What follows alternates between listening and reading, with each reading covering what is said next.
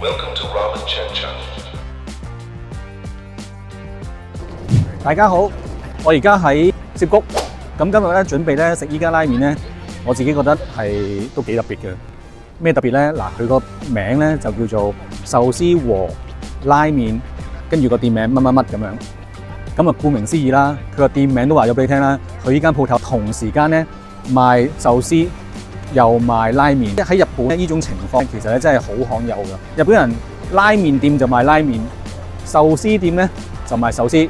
咁呢啲係大家嚟咗日本咁多次咧，都知道呢啲係日本人專業嘅執着啦。但係竟然呢間鋪頭咧兩樣一齊賣喎，而且咧佢唔係玩下喎，佢個老闆每一日去橫濱中央市場同埋呢個豐洲市場，佢自己嘅鏡頭啊睇貨，攞啲魚翻嚟咧去做鋪頭嘅食材。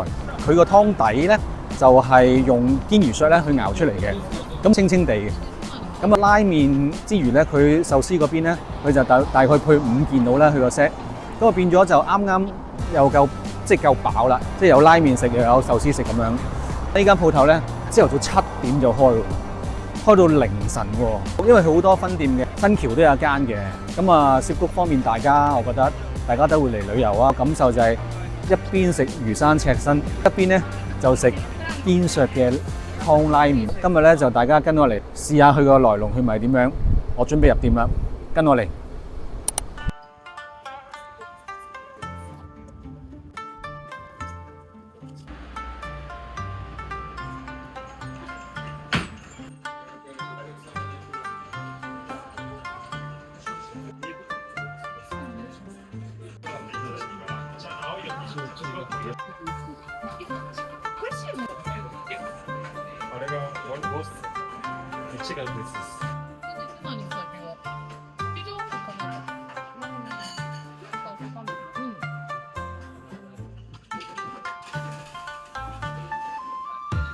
會唔會明？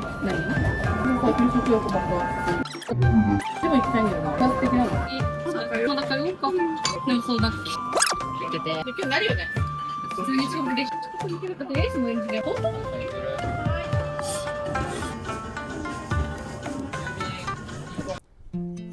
好啦，啱啱食完呢間鋪頭啦。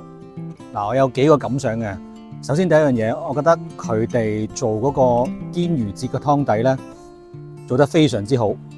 因為我自己咧曾經咧做過一間咧係用堅魚做主題嘅拉麵店，叫做堅之一滴。咁嗰陣時我都知道用堅魚去做湯底咧，其實咧好似好容易，但係其實好難。嗱，佢哋咧湯底咧比我哋更加清表面嘅顏色，咁但係咧佢好鮮，可以講係鮮過我哋嗰個堅之一滴。而且我知道佢間鋪頭咧，其實咧唔止一間，聽講佢而家有5、6間係類似連鎖店咁樣。咁點解可以做到咁樣嘅話咧？都係一個好好嘅管理啦。有一碗拉麵同埋一碗壽司咁樣。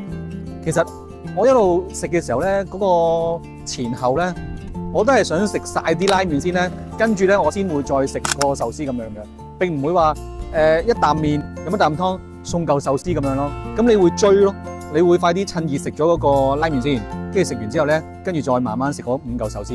咁呢個係我意料之外咯。但我見隔離嗰2個女仔咧，佢叫咗一碗魚生飯。佢嗰碗魚生飯咧，滴滴色色咧，但係裏面鋪滿咗赤身同埋一隻好似類似藍黃嘅雞蛋擺上高咧，細細碗好精緻嘅。跟住再配一碗冇料嘅細碗嘅，比我更加細碗嘅拉麵，又係用堅魚去做嘅。哇！嗰個配搭好似更加想食喎。即係下次我覺得如果你嚟嘅話咧，我推介大家咧，可能食嗰個咯，魚生飯加一個小拉麵。